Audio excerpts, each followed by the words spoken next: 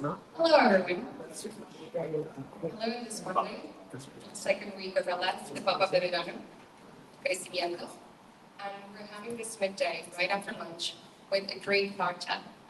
We have got two people that don't really need an introduction. We have very interesting topics related to network states, related to Argentina, related to building companies, and also building meetings. Thank you very much for being here. And without further ado, we've got Juan Benet and Vitalik Buterin. Thank you for joining us.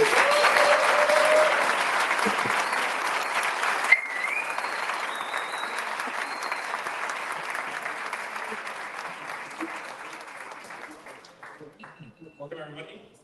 Vitalik, thank you for being here. Thank you for coming. Can I get another round of applause for Vitalik coming?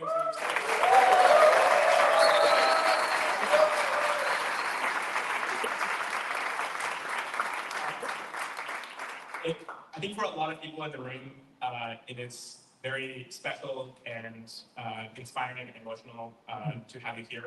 I know you've come many times here before, but for many people in this room, and for the families of a lot of people in this room, access to Ethereum, access to stablecoins, access to the financial instruments made a massive difference to the lives of themselves and their families and their loved ones. So, I think I can see just in the faces in this room, just how impactful the financial system that a lot of us have built over the last 10 years has been. And so, kudos to you and kudos to a lot of people working in this room for having built this. So, thanks.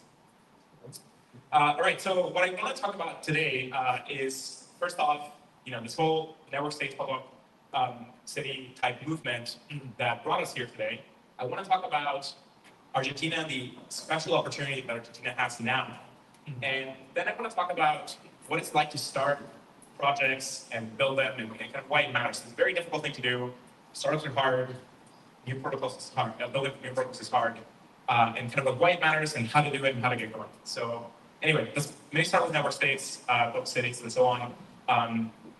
Maybe just reflecting like what attracted you to this movement? What do you see as the potential? Why work on it? What's interesting? So I think for quite a long time now, right, there have been a collection of these related movements that basically all have to do with this question of can we also innovate at the very lowest levels of governance, right? And so that includes like jurisdictions and law, and also includes physical infrastructure, and we've seen the free cities movement, and there's like an entire spectrum of sort of how like normal versus I guess how radical different things are. Like you had people just talking about making like basically new developments based on the latest urban design principles on the other side of the airport, and then all the way on the other side, you had people who just wanted to live in massive cruise ships together to avoid the U.S. government, right? And there's like an entire spectrum of this in between, and I think it's always attracted different people for a combination of different motivations, right? So one of them is the desire to get past the limitations of existing jurisdictions and legal systems. One of them is just this idea that there's like a lot of this basically the equivalent of technical debt behind these very ancient systems, and like that includes the legal, but also includes just physical infrastructure, like how cities are built. And if you can start from scratch, then we can do a lot of things based on all of the knowledge that we've accrued over the last century and observing successes and failures and all of the different strands of organism. We've seen people thinking about building cities, thinking about building jurisdictions, also thinking about ways to try to combine that with other technologies, right? So I wrote an article in 2021 on crypto cities, talking about ideas for how a crypto technology could be used inside of a city for governance. So these ideas have existed for a long time, and I think if your goal is to create a more free and open and efficient society and economy, then it's a very natural strategy to try to looking into and explore. And in 2022, Vitalik wrote this book on network states, and it was fascinating. I wrote a big long review of it. I thought there's a lot of interesting bits, though at the same time, one of the fascinating things is how it combines a lot of like network state theory together with sort of big picture philology and vision of like what's wrong with the world and what needs to change and what could be right with it. And it's always interesting how different characters have you know, their own very specific different focuses, very different like object level reasons why they're not satisfied with the status quo that drive them to be interested in these kinds of alternatives. And so I, at the time, feel like I basically noticed that there's a lot of people talking about these themes, and it felt to me intuitively like there could be something that's really valuable there. And I decided to basically just go into an experiment, and this was essentially bring a bunch of people together from Ethereum and a couple of other spaces, like be in one place in Montenegro, and basically just try to actually meet a city for 2 months. And a lot of people enjoyed the experiment, but at the same time, it was like less clear what the actual next step is and where to go from there. And so I see all of these continuations of, including Aleph itself as being answers to that question, right?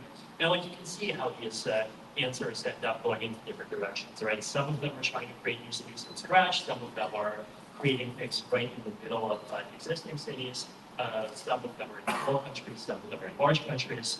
Some of them are in countries that are realistically doing quite well. Some of them are in countries that are just starting some like basic stages of economic development. Some of them have needs that are more jurisdictional. Some of them are more interested in like better urbanism or even just like reducing costs for people.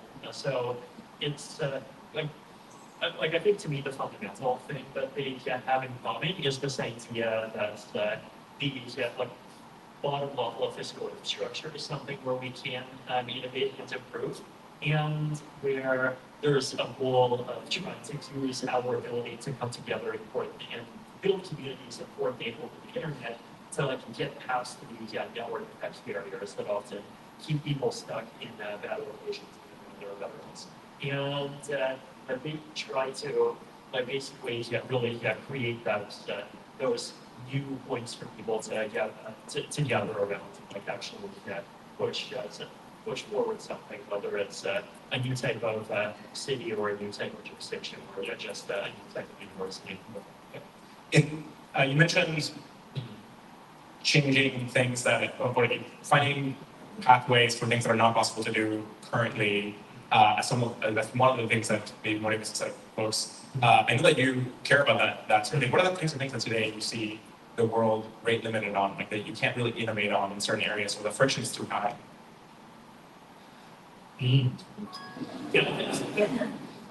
okay, so it talks about physical infrastructure. I think governance is like one of those incredibly big categories, right? And like governance can mean governance of like jurisdictions, they can mean governance of blockchains, they can mean governance of virtual worlds, but basically like creating large scale, like rules for large scale interaction, including rules for changing those rules, and like actually trying out those systems and like testing them and testing different approaches and actually seeing what works. That's like this is one of those spaces where I think like the network state space and crypto are like really have like everything in common, right? And like within Ethereum, I think blockchains themselves are like a really fascinating experiment, right? Because if you think about the process for how you change the rules of a blockchain, there's hard forking, and then Bitcoin there's soft forking, and then it's this weird game where like the bottom level of the game is basically you have chains. People who agree on the rules are on the same chain, and if people disagree, they get forked. And that's not what you change the rules, but then each individual person has to agree on the new rules, and if they don't agree, then it goes forward. But then on top of that, there's like structures on top of structures that try to encourage people to actually stay on the same rules as each other, and at the same time to make sure that those rules don't change in ways that violate people's expectations in certain ways. So like in Bitcoin, not violating the 21 million limits, in Ethereum, and also not arbitrarily printing coins, also not arbitrarily breaking people's applications. And like really there's a lot of these different things, right? With like different levels of strength to them, right? And so like some people in Bitcoin think that proof of work is just as fundamental to like what makes Bitcoin Bitcoin as the 21 million limit, and some people don't really care as much, right? So there's like all of these really complicated structures, and watching through this weird thing that's like somewhere in the middle between being an open source project, a nation, a company, and a religion. It's like they have a quarter of each of those, right?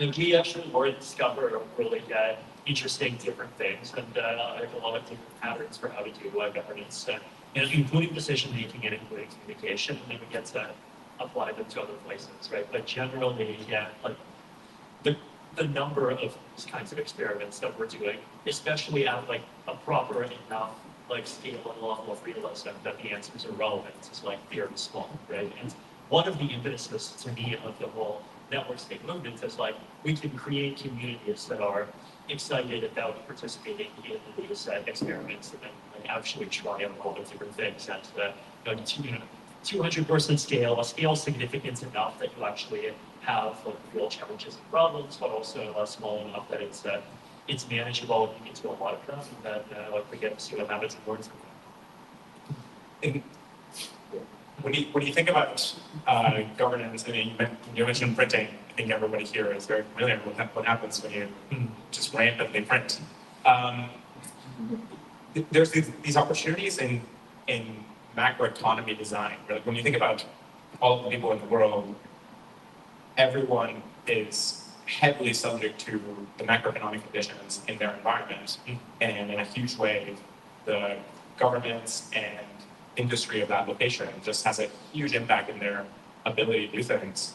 How do you think about ways in which we can improve the economic structure for society at large through crypto? Like, what are the kinds of things that we should be exploring, experimenting with, and so on? Maybe in the smaller scale than kind of near the large scale. Yeah, so I think in two specific categories that kind of go beyond the simple one of just making like payments and savings and financial tools accessible to people, which I think is really important, that I've recently been following. So one of them is this category that I call info-finance, which is basically like it's an extension of prediction markets, but generally the idea that you can use markets to motivate people to provide information about the facts that people want to know as a lower cost as possible and as quickly as possible. And with prediction markets, I think in the last year, we actually saw how they can be an effective addition to people's process of learning things about the world as they happen, right? So whether it's elections or other kinds of events happening in the world or business, science, there's a lot of situations where, for me personally, the first thing I would do is I would go and check public market, and then if prices make a movement, then I would go and read the news and check why, right? And the combination of the two together is like actually more powerful than either one by itself. And like to me, this is interesting because I think social media has a problem that like the mechanisms don't apparently do a great job of favoring truth over falsehood, right? They favor like virality and various other things that are optimized by fairly inscrutable algorithms. And if you want to tell, I mean, the challenge is that the thing that a lot of people reach for by default, if we want to solve this problem, is saying like, hey, let's appoint a particular group of experts, they decide what the truths are, they decide what the falsehoods are, and then you like boost the truths and you like down boost the falsehoods and problem solve it. Sorry. But then you do that with falsehoods. So the problem is, of course, that like one man's disinformation is another man's unfair and maligned valid point. And so, you do things like that, and you always just end up alienating a huge mass of people. And like, I think that's exactly what we saw happen in reality the last few years. And the question is, can we create rules that favor truth over falsehood in ways that don't do that by making reference to a particular group of people that's supposed to know ahead of time what the truths are, right? And like prediction markets are one of those answers, right? Because what they do is they basically say, okay, well, people can go and make bets on what will happen, and then later on we all know what actually happened, and then people who bet correctly make money, people who bet incorrectly lose money, and so the quality of the participants goes up over time, and they have an incentive to give the best answer they can, right? And and I think prediction markets are another great example, like community notes is one example of something that I've been very happy to see. But can we make 10 more things like that, right? So like that's info finance. And then another one is funding public goods, right? In front of public, basically, there's just a lot of things that in human civilization depends on, but I think especially like different communities like crypto communities depend on even more because everything is virtual. These things are things that provide value, but they're also like inherently things that are very difficult to charge for, right? Like ideas of software, they're open. If it's open, then anyone just go use it, and that itself makes it much harder to charge for, right? And the question is, well, how do we actually fund these things? And in particular, even if you have your rule of funding, how do you set up rules to choose which things to fund in such a way that those rules don't get like corrupted and exploited over time, right? So, you have a grants body, then like that grants body can become corrupted. We've tried quadratic funding, which is this like very economically beautiful, interesting idea, and it's like basically using a sort of a form of donation matching that's like aware of uses the number of people that donated as a signal of how public the good is. So the idea is like you can put buy me a Lambo onto the list, but then you're the only person buying it, and so the information that you're the only person buying it itself tells the mechanism like, hey, the matching ratio should be 0. But then if there's like something everyone contributes to, then the matching ratio is much higher, right? And it's like this economically beautiful idea, but then one of the challenges is that it's like it easily turns into a popularity contest, right? Basically, the costs that each person like actually making the judgment of how valuable something is pretty high, and it turns out that you basically get by just doing a really good job of campaigning and making more people aware of your thing than other people's things. So it'd be just like throwing $5 without making too much, right? And so there have been a lot of more recent ideas to try to deal with that. And then one idea that I'm doing with Gitcoin is actually got announced a few days ago is that deep funding, which basically says that you have a human jury which is like good at analyzing a few random specific questions of specific issues. So like for example, was thing A or thing B more important to the development of things, right? It's not like very local question within an individual project. And then you create a graph of all of these dependencies, like what is responsible for what to what degree. And then you have this open market where anyone can use AI or really arbitrary methods to just fill in all of the edges of the graph. Like I think in the first one, it's like going to be 40,000, but eventually like maybe millions, right? And then use the human judges to like basically check in a few random positions and the AI submissions that are the best at those random positions are what those are the exact numbers that you use for the rest of the values, right? And so it's this combination of info finance and public goods. So, like to me, these things are potentially like institutional building blocks of the 21st century, right? Like they solve these really important problems that are just super critical in this like very digital world, and they solve it in a way that tries to minimize reliance on single centralized actors to just run everything and have power over everything. And I think communities like ours can be really powerful at actually trying out these ideas and really refining them, getting them to the point where they can be used everywhere else too. Yeah. In violent agreements with what we just mentioned, let's get into that first category you mentioned also, though, the kind of like basic finance building blocks. A lot of us here in this movement are working on those because those are ones where Argentina can greatly benefit from leapfrogging current conditions here. There aren't a large number of mortgages, for example, right? It's like a basic building block in a lot of other places. It's kind of missing here. Access to like a non-inflating currency was still is not quite there yet, right? Like it's still like a missing piece.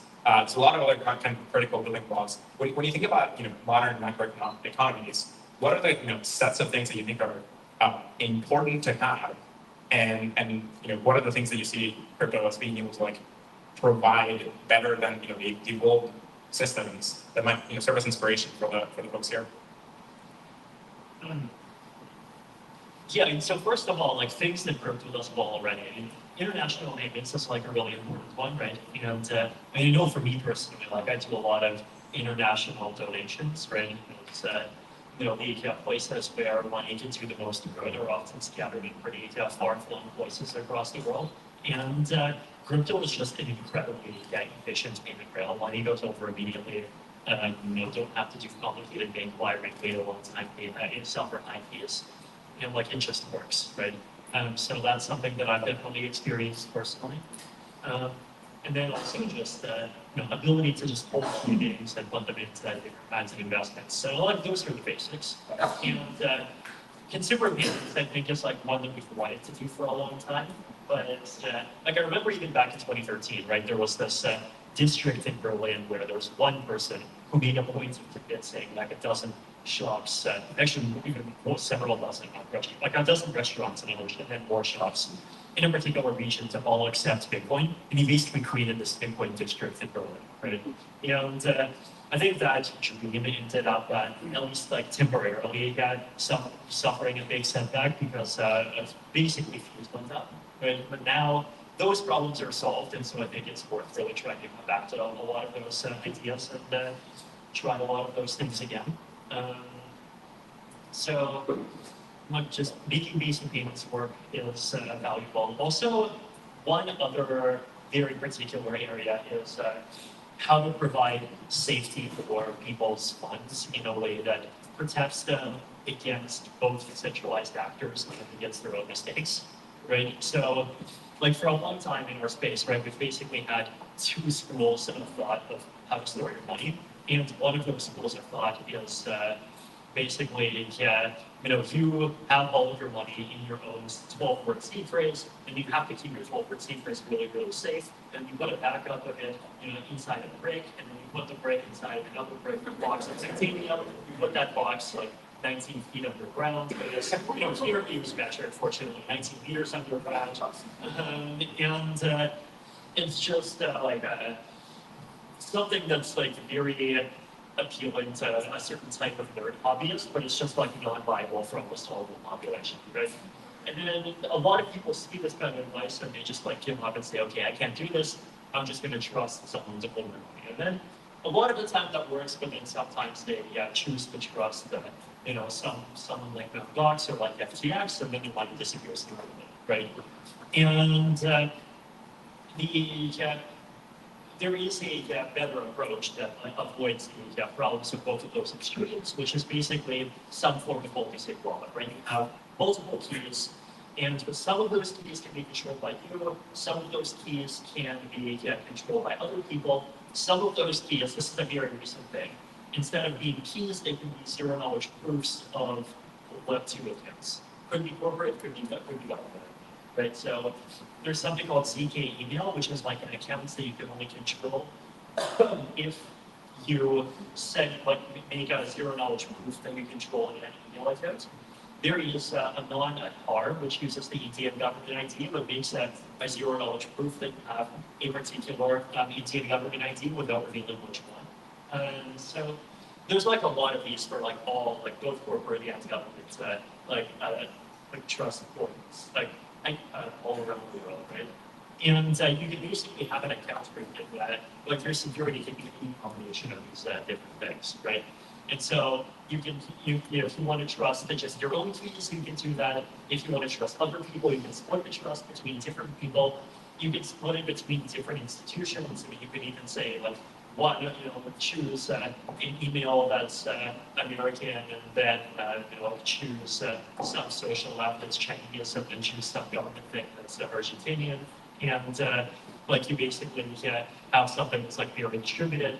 Like you have a lot of choice, right? And then the challenge is like, can we make that choice accessible to people in a way that has friendly UX? And I think we're getting there. We can get to the point where it's just like literally like a drag and drop, and like you put an email address here, you put an email address here, and you just like choose what you want, and like that's automatically how the recovery for your account works. So I think basically the problem of how to store your funds in a way that avoids dependence on a centralized actor, but at the same time doesn't require people to have an extreme amount of technical knowledge, and also never have their nose burnt down, never accidentally forget something. It's like an important problem, but we're getting very far towards solving it. I mean, like this kind of structure is exactly what I store all like you've been already. What about structures for an economy like things that can help the formation of corporations, or we've gotten DAOs, but in the original DAOs paper it was also tax. We don't yet have decentralized autonomous corporations. People here, in order to incorporate a company, it's a huge amount of effort and cost and so on, and you end up in a structure and jurisdiction that are harder than, say, if you did that in Dubai or in Singapore or the US. And so, I don't know, from a broader economy finance perspective, like how do we unlock massive economic growth using the financial rails of crypto? Right. Yeah. So first of all, I think making real world assets accessible through crypto rails is super valuable in itself, right? And I know MakerDAO has been doing a lot of things around that. There's been a lot of individual projects that are trying to make wrappers and individual assets, and it's a super valuable thing. If you can make all kinds of assets, not even just stocks, I mean, even things that don't really exist in the modern world, like fractionalized real estate, that's something that could be super powerful, right? Then, you don't even have to replicate access to tools that exist in the US. You can even start inventing new tools, right? I think for corporations, the challenge is always there's a couple of challenges, right? One is on the governance side, right? I think a lot of the time when people do governance, they basically say there's a group of people or points or something, 51% can do something, right? But then the challenge is if 51% can do anything, then 51% can basically steal all the resources of the other 49%, and that just breaks the system, right? And in the real world, we get solve this kind of problem with laws, right? And a lot of those kinds of attacks are explicitly illegal to do. And in the crypto world, the question is can structures be long-term stable to not align with that, or ultimately, can you actually do something that is could you actually bring in some kind of legal protection into the stuff? Yeah, LLMs now could be judges on chain. Possibly, yeah. Claros, I think, is one of those local projects too. I think we have a lot of tools. I would definitely be hesitant before just directly saying, control is a key. It's we have what could go wrong? I think there was this experiment recently where someone put some money into a bot where it was basically the bot was given explicit instructions to not give the money to anyone, and then eventually someone figured out it was a fun game basically. And so in order to try to get the bot to convince the bot to give you the money, you have to put in a little more money, so the bot grows over time as people fail.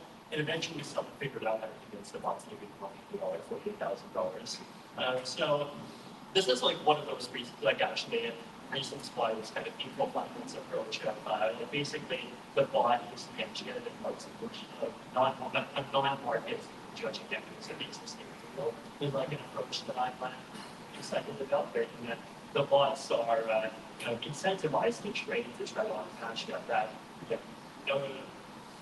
signal us as much as possible. I mean, you're also trusting in everything to I think there's a check and balance. There's a lot of things you can do. Also, and then the other big one is like for corporations to do things, corporations need to be able to enter contracts. They need to be able to have real world assets. They need to have be able to have like some kind of laws from like legal certainty around all of that things, and that requires some kind of explicit support from the jurisdiction. Like even just like as one example, right? If you zero in on, like I think it's always good to zero in on specific examples, like let's take an example of like, can we do Aleph as a block, right? And the challenge here is, well, okay, Aleph, it needs to get the space, and it needs to make a rental agreement, right? Or either buy the space or have a rental agreement. Then that's the first is land ownership, the second is a legal contract. And so a DAO needs to somehow be able to sign, right? So then like, how do you do that, right? So that's probably the biggest piece you have to solve. And then the second piece you have to solve is like how we actually run this works, and can you create something that like makes high quality decisions, but also doesn't like makes decisions that are representative of the community. If you just say, oh, Aleph has a token and people buy the token, like that actually all doesn't work really well, right? I think that people kind of think that token-based DAOs, or like they have this sort of legitimacy by having been there for a long time. And the reality is like a lot of the things that we don't break kind of centralized, and like the tokens are held by people, but and then you see problems like, oh, only 3% of people actually vote, so they end up being easy to capture. And people just like forget and they throw all the points of the delegators, and then you have delegated capture. And there's like a lot of things that are really imperfect, right? So improving on that, and connection to the real world. But there's like interesting infrastructure you can do, like for someone to be able to enter the space, like that's something that you can enforce cryptographically. That works actually fairly easily. Yeah, so I think this is one of those reasons why I think network state's pretty valuable. You can actually be the first trial of using like blockchain rails to actually do real stuff, that actually pioneer all that stuff, but figure out how to fight the winners,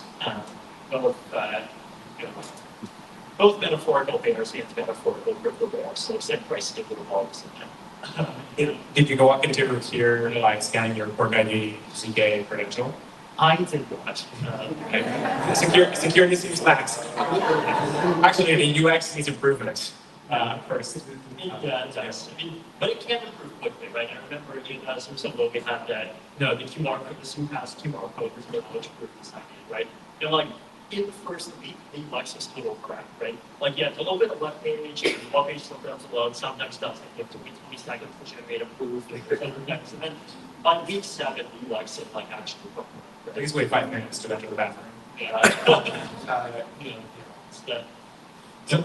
Bathrooms are fun. Maybe we should like add you to like first for that. Let's talk about Argentina for a while. So for me, like when I look at the last 100 years, Argentina started at the top of the world. It was one of the top 10 countries by GDP at the beginning of the 20th century, so 1900 was one of the top 10. And then a whole range of economic mismanagement decisions plunged the country lower and lower and lower. There were periods of recovery and then like plunging lower. There's been like this pendulum swinging between like a lot of effort to right the ship and like do the right thing, and then it getting pulled back in another direction. I think there's in the last 10, 15 years, there's been this really terrible inflation that eroded just so much of people's value and a bit interest in working. You can work really hard to get a high salary or not, and if you do that, then most of your value is going to be eroded away. So what's the point? Like it's just like a really hard kind of global incentive problem. And last year, there's fed up with this. Argentinians decided to change this, and then ended up just basically ran on enough. Let's change this. let's change the entire structure. And that was a very surprising thing to also the people here. I think it was unknown until the very last moment in the election of kind of what was going to happen. And so today, almost a year in, inflation is down significantly, but we also need to, the economy is it's hurting, it's going to hurt. And so there needs to be financial improvements, like jobs need to be created, like a lot of work needs to be done. There's a lot of value that needs to be created in the coming 2-3 years to turn this kind of like opportunity into a success. What are the things that you've been coming to Argentina for a few years now? What are the things that you have seen from afar in this? Like, what are you excited and optimistic about? Like, what is kind of like your thoughts and recommendations for the people here to take advantage of this opportunity? I mean, the thing that I noticed even on the first visit, right, was that so the economic situation was very challenging, but there was this really strong and really dedicated crypto community here, and people were like not even just using it building, but like excited about it. There was a lot of spirit and a lot of will to try to actually get build something better. And like the phrase I used to describe Argentina then was low state capacity, high people capacity. And like one thing that you find is that countries in that position are exactly the countries where crypto tends to be most easily successful. So at the time, there was a lot of interest in not just crypto, but basically just like trading on using stable coins and like, doing things on finance, right? And there was ads for crypto everywhere, even at the airport. And now it feels like there's somewhat less of that, but it feels like the level of attention on the street is like somewhat lower, but at the same time, the number of people building things is like much higher, right? And it feels like now there's both people that drive to build a group and also the support from the top. And that combination seems extremely promising. So I guess, like the most important thing is to just take advantage of this opportunity. And I think there is a chance to like actually use a lot of those things that like basically leapfrog the rest of the world on social and economic infrastructure. If you were sitting in this room, or what are some of the things that you think that people here should do with this 2 to 3 years of opportunity here? Like what would you point people towards? And so one is just ongoing improvements in payments and finance. And I think there's a big part of the problem as a local, which is basically on-ramps and off-ramps, right? And it's not just an Argentina problem, right? I think it's also important to think of it from the lens of the Latin economy, the global economy, connections between Argentina and the US and Europe. A lot of international business, on-ramps and off-ramps are one of those really big challenges. Like, there's just a lot of basic stuff that needs to work well for the crypto to actually be effective for people. And so I think that's one side of things. And then the other side, I think the other side is like all of the different categories that we talked about here, and I think all of the categories that the rest of the world is doing, all of that is absolutely open to Argentinians, including goods funding, including info finance, including experimenting governance. All of those things are very open to people here.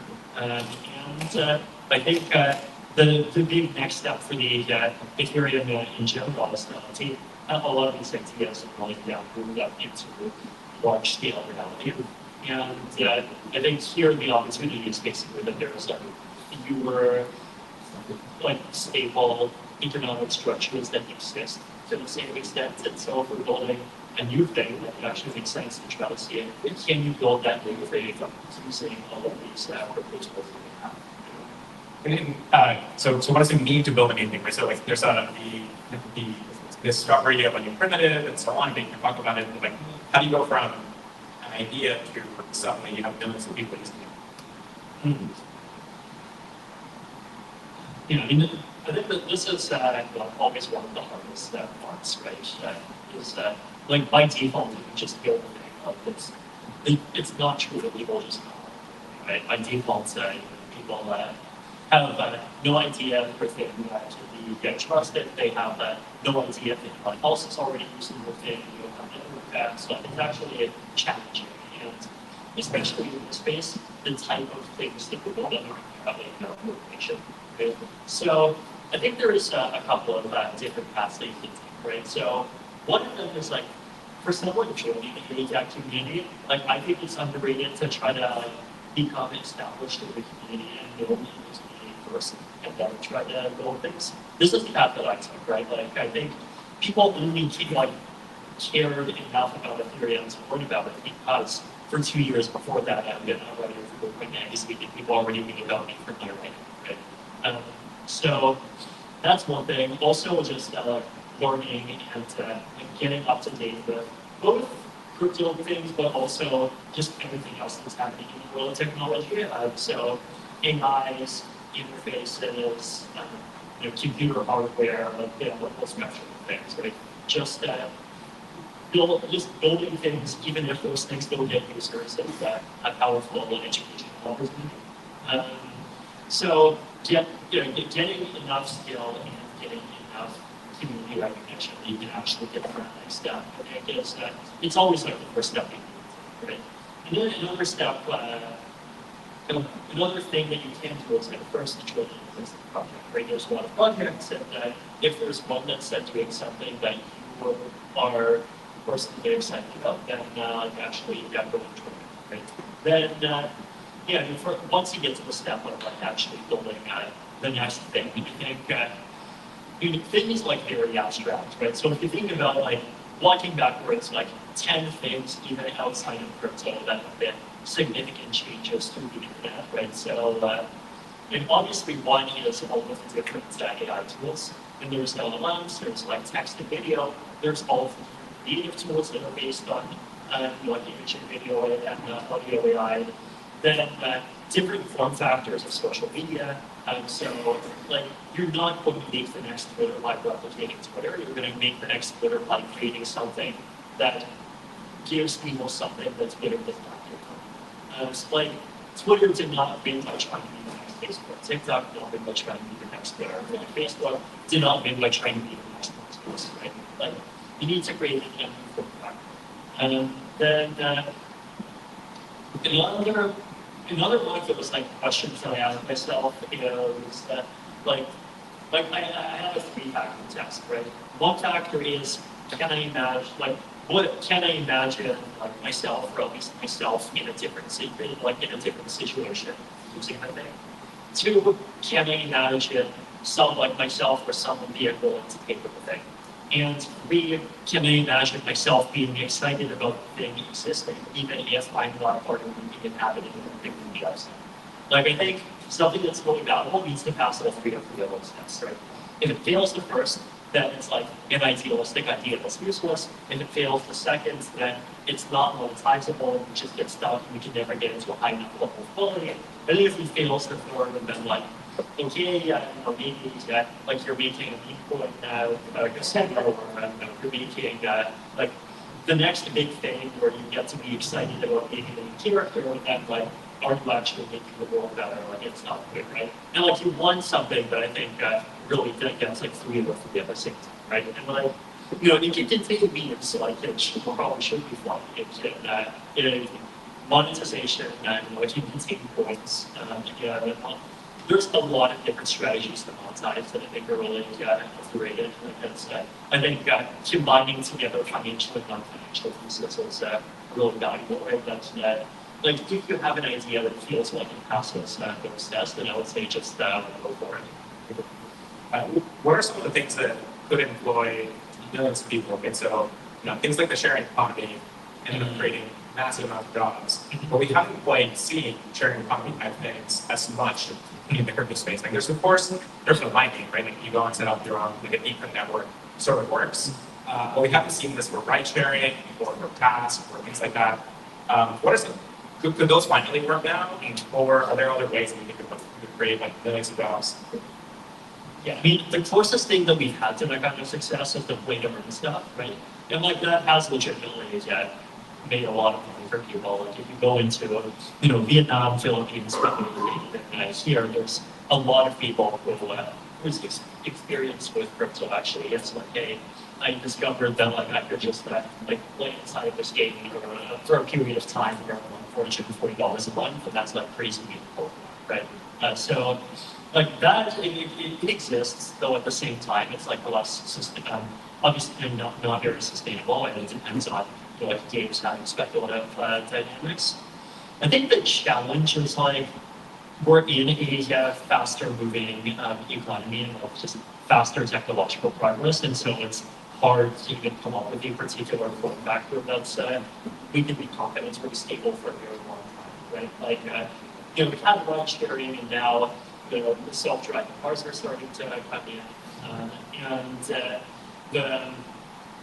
I'm predicting that we're going to see like a of relatively short-term things. We have to just keep creating new ones, right?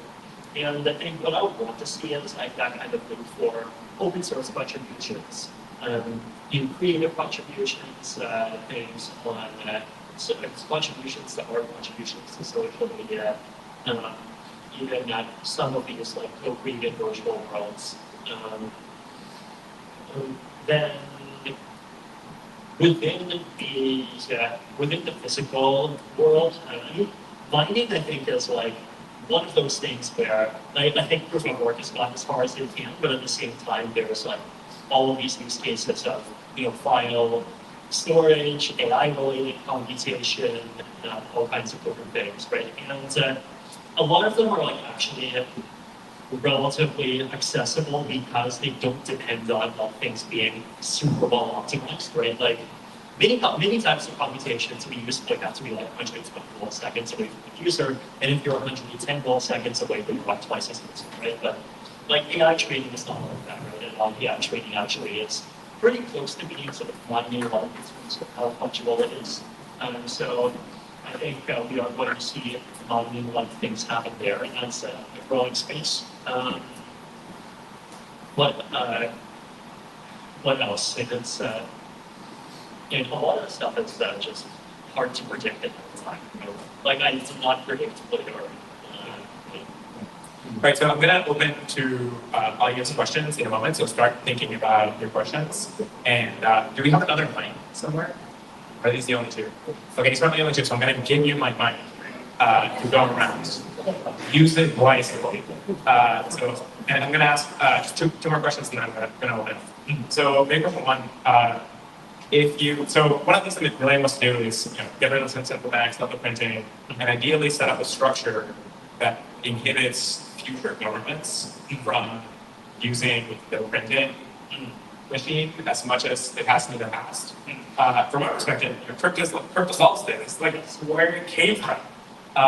But so how would you do that at a national level today? Like what are some of the ideas?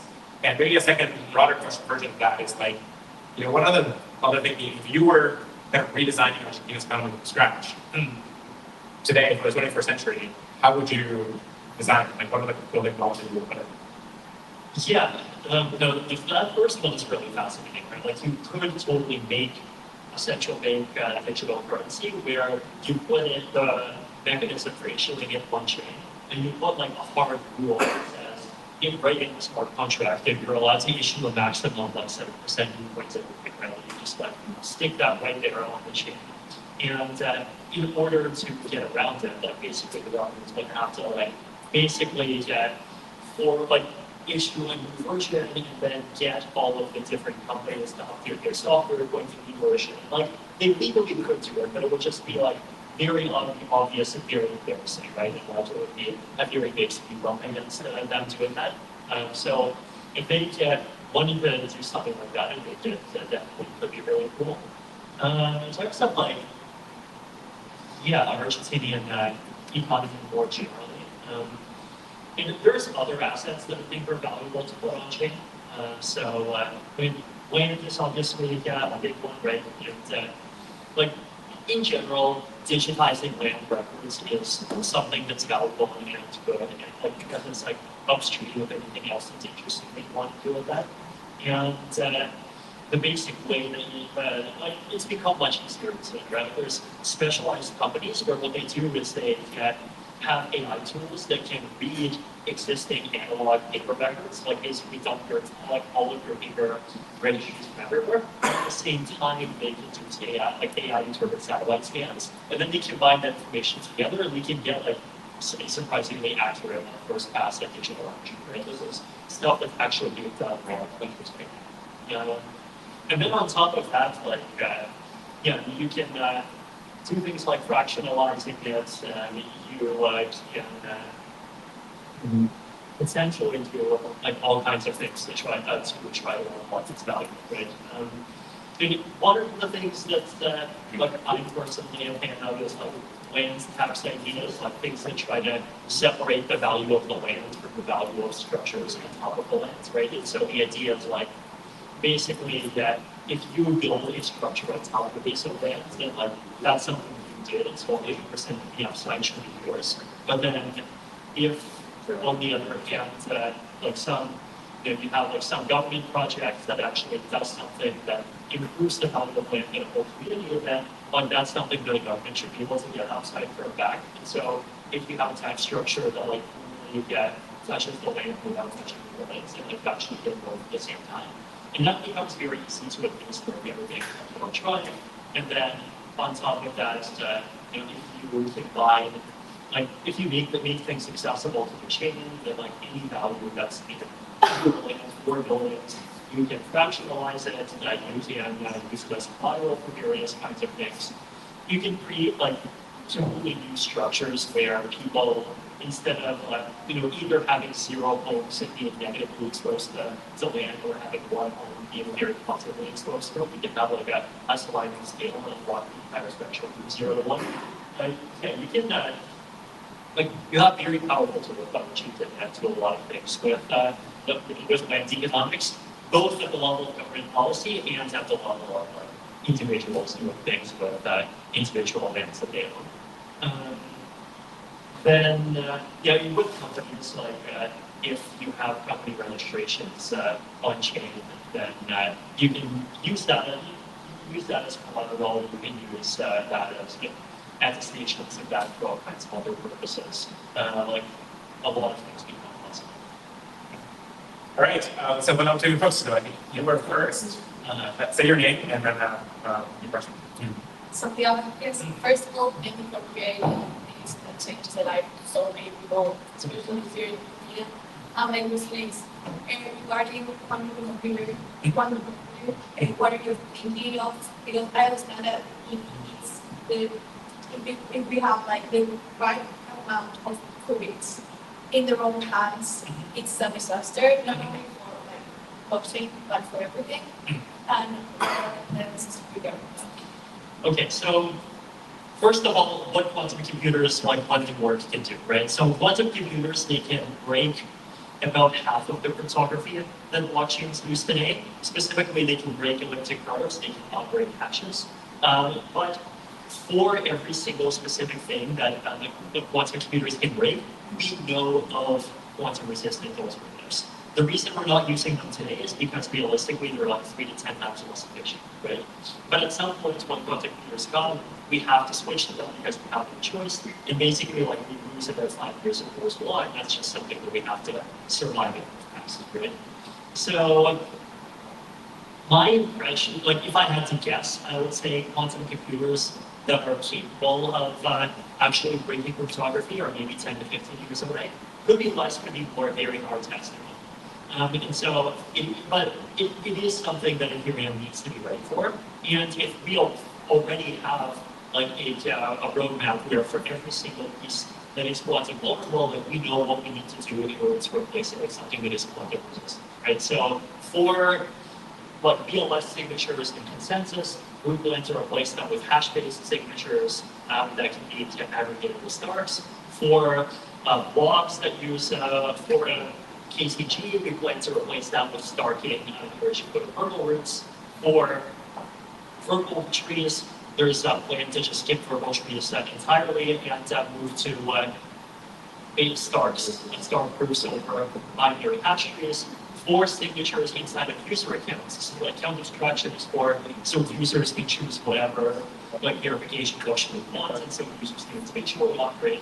Right, so for every piece, there's we will address it, and this is something that I personally am very confident that Ethereum will be able to go over the next like 5 to 7 years. And if we discover quantum computers are coming much faster, then we definitely have ways of increasing the priority.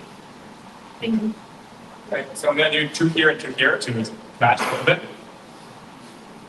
Hi, this is Tule from Simplify. I have a questions about pop-up cities and network states. In the way that I see it, pop-up cities are organizations that aspire to become at some point network states.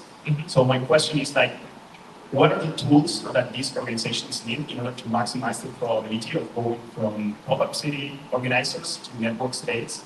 Because currently they seem to be overly dependent on funding by either donors or institutions, and they're not like sustainable. Yeah, okay, so I think one of the natural next steps for all of these is permanent locations.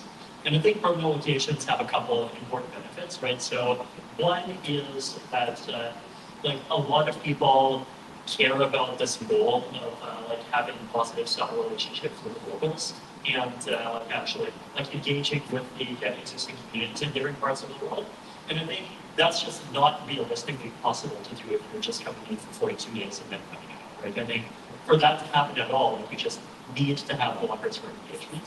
Another reason is that like temporary accommodation is just fundamentally more expensive, and it's also like a big headache on organizing staff, and it's especially a big headache if you have like custom needs, right? Like if you care about having exercise space, then like you have to go figure that out yourself. You have to have a team that does it, and like there's both people cost and there's just like rental cost. And so permanent locations, I think, will solve, like, will allow more engagement with local communities and also to increase the cost of living it. And I already know of like at least 3 or 4 different places that are moving to try to do permanent locations. So I think that will start to kind of continue to increase over time. Then I think from the, like going forward from there, and other things that pop-ups are like, okay, so when I was presenting about network states in Singapore, I had this diagram where I showed the San Francisco subway, right? Like in the San Francisco subway, you have 4 different lines, and while you're inside of like downtown and stuff, the lines are all parallel to each other. They're like the same line, right? But then as soon as you cross over into the East Bay, the lines like completely diverge. They become like 180 degree opposite directions from each other, right?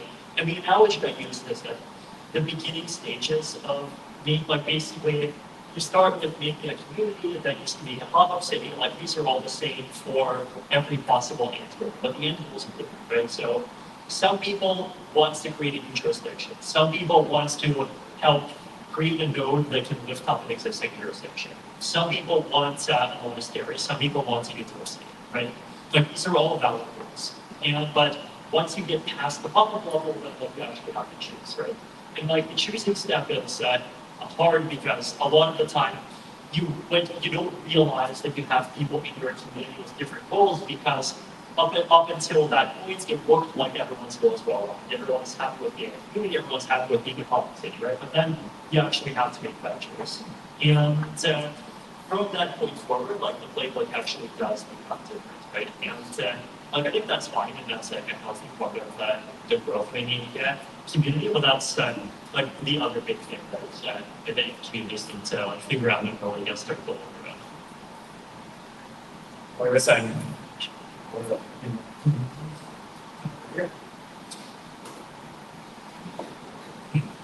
Hi, Vitalik. It's a pleasure to have you in Argentina again. You know, I set up several Ethereum nodes and Bitcoin miners inside the central bank in Argentina. It's the first time in history. I want to invite everybody to visit that. It's going to be open until March. And cordially, we want to invite you. You can come to the central bank. Because I think it's a very important moment for Argentina. Everything that we are living in the country, and we will be great to have. Yeah. Thank you very much.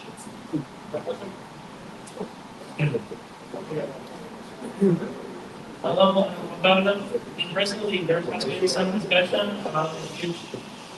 Personally, there has been some discussion about the future of solidity. Well, for efficiency rates mostly. Do you think it will disappear? How long? It will be replaced by some rough alternative? What do you think? Okay, so I have not heard about people complaining about solidity for efficiency. Like, are you talking about the EVM? Yeah, like I heard there's some debate about that. Okay, yes. No, again, like, I think it's important to distinguish between the EVM and Solidity, right? Solidity is a language that compiles to the EVM. There's also other languages like Viper. I encourage people to check out Viper. It's basically, it has Python-like syntax, and I've been using it lately. I think it's wonderful. But like the efficiency, I think, of that layer is fine. The place where the efficiency is challenging is like the EVM, right? And the way that I think about efficiency is I think about, like, generally in practice, computations that are intensive enough that you have to care about efficiency, they tend to be like basically split into two parts. So this is what I call the glue and the code process. Right? There's part of the computation that is very general purpose, but where there's actually not that much computation. And then there's computation that is intensive, but where the computation is doing like very specific and very structured tasks, right? And my view is that the way that we can optimize the EVM is we can create specialized modules that do a much better job at doing those specialized tasks, right? So this is the reason why I've been like a big fan of this EVM Max plus SIMD roadmap, right? Basically, you add an extra module to the EVM. It's like, if people have done Python, it's like basically the equivalent of NumPy, right? It's a module that can do like one modular operations for like different bit sizes going up to 768-bit. And two, it can, if you have lists of numbers, it can do operations on like those lists of numbers at the same time, right? And especially for lattices, Starks, small field operations, like meaning kinds of cryptography, being able to do DM operations on a list of numbers at the same time, like that's the key thing that lets you get very close to like theoretically optimal efficiency, right? So that's something where I think if we have it, then like we'll be able to make the EVM very efficient, including for like really complicated things like with rapid operations. Thanks.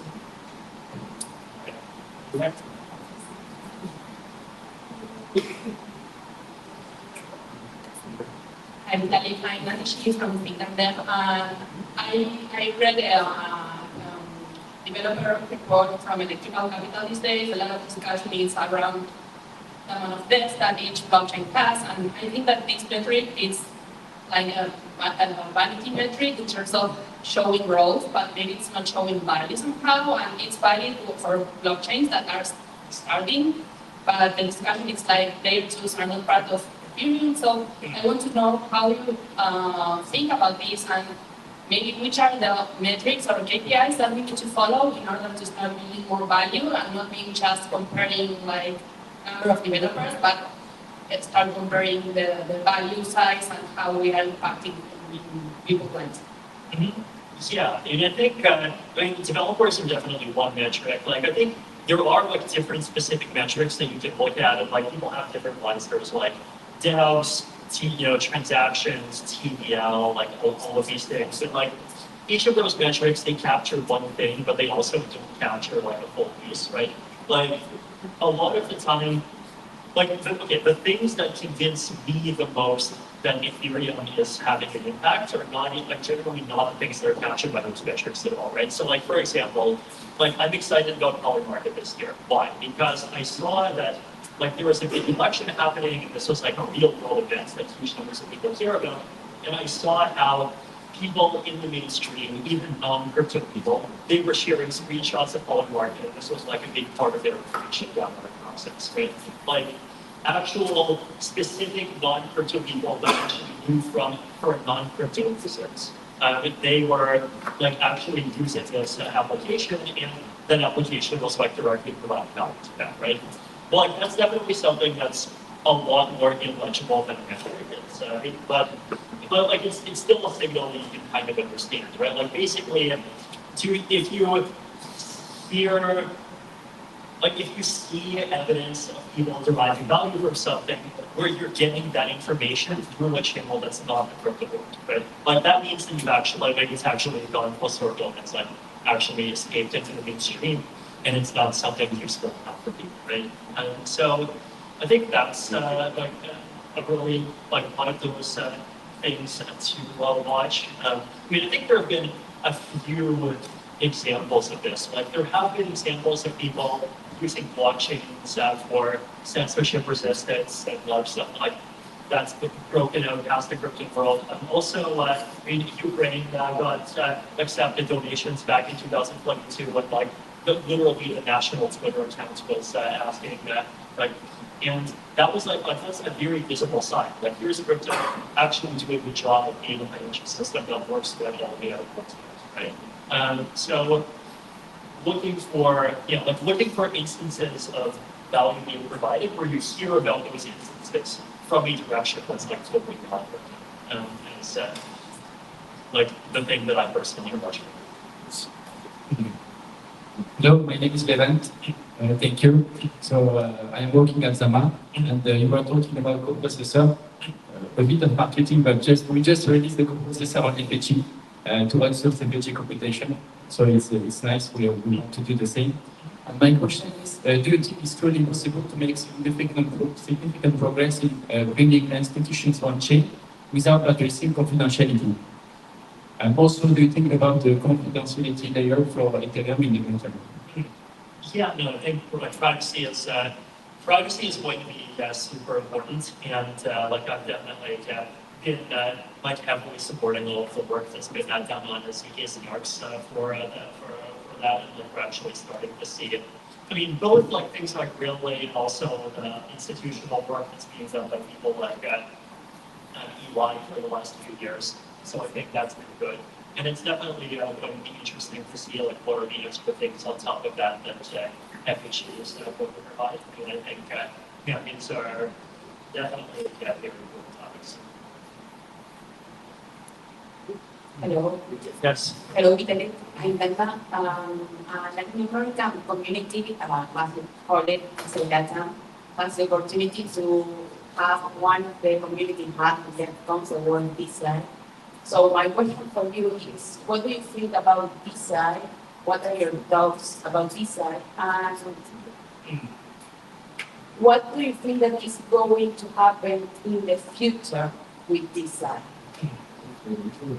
Yeah, I mean, I think DeSci is like a space that has a lot of potential. I think the thing that I'm like looking to judge is basically like what is the specific problem that a DeSci project is trying to solve, and is it actually like does the tool match the job, right? And like is the tool uniquely positioned to do a much better job? And so the things that we've seen are, I mean, one is obviously just using coins and tokens and like various investment mechanisms to make it easier for people to invest in science. And like, to me, that's good, but it's also kind of limiting, right? Because like one of the reasons is that a lot of us are in crypto because we care about open source. And like some DeSci projects are basically saying, okay, we're going to fractionalize the IP, but at the end of the day, like it's still IP and it still has all of the same problems that everything has, right? And if we can actually like use our ability to make economic mechanisms that try to like raise money in a way that like mitigates the downsides of IP, like for me personally, that's something that's more interesting. Another interesting, I think, aside from bringing in money, the other thing that it can do is like bring in attention, right? And bring in participation, decentralized trials. I think that's all valuable. Like, I definitely think there's a lot of these really interesting clusters. Also, like incentive-based mechanisms to replace the function of peer review, like basically identifying places where we need to, where a study might or might not replicate. Like, there's a lot of these equal finance problems that could be solved. So I think there's like a huge number of these valuable issues. And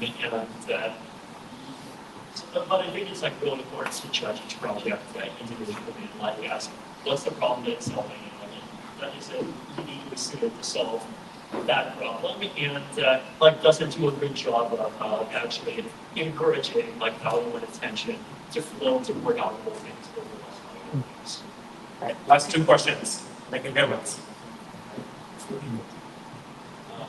Hi, Vitalik.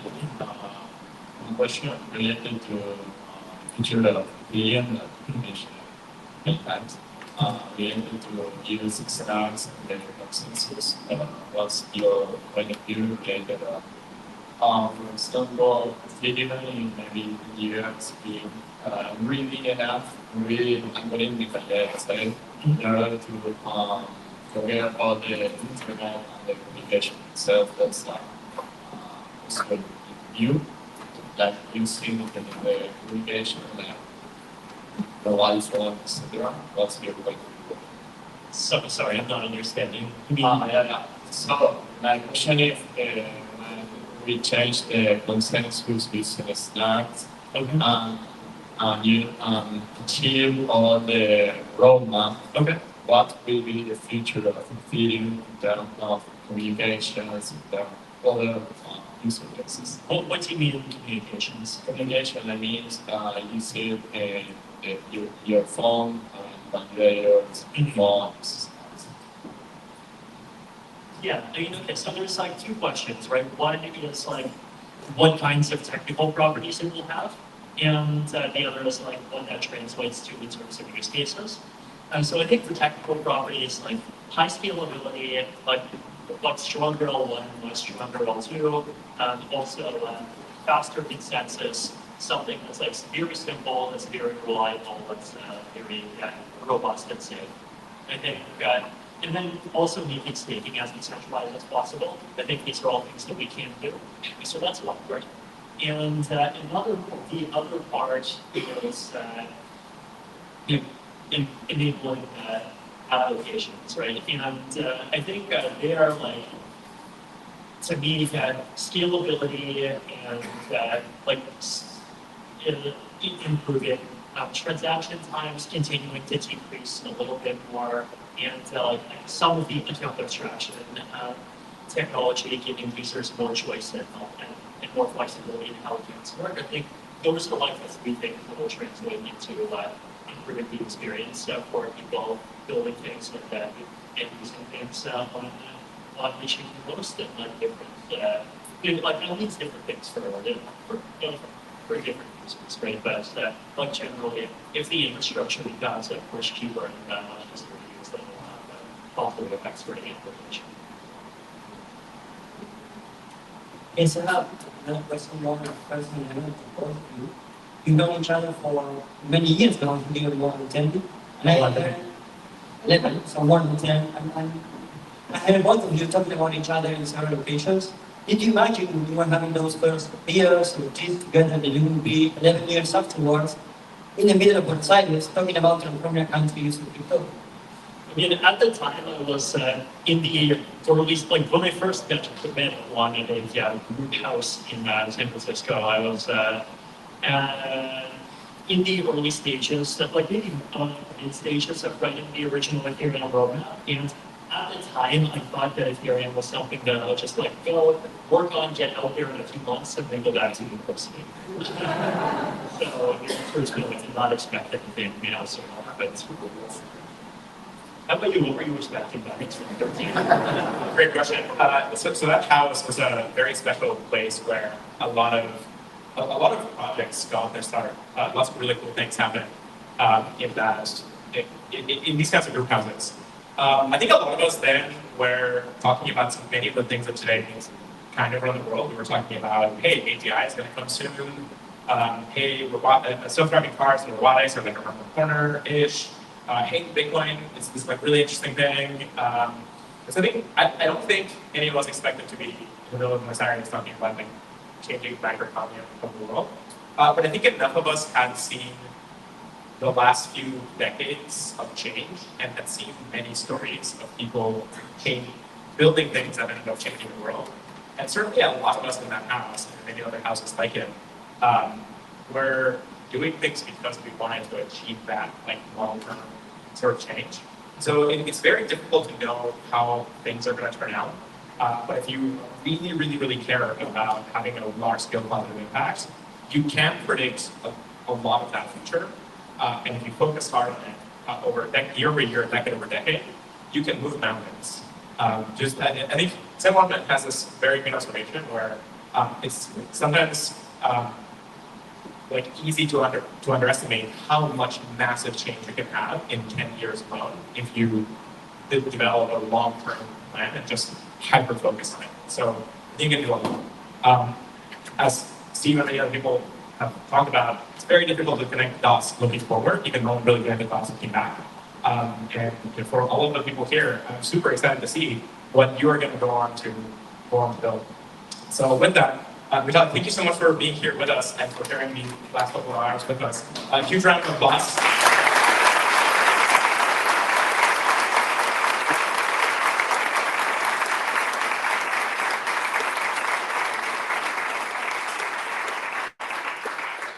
And now we're going to invite you to take a break, and this is the rest of the agenda after. I think we're starting with, I guess, that talk at 16:30. Yeah. Great. So at 16:30, talk back here, hang out, and go and make the future great.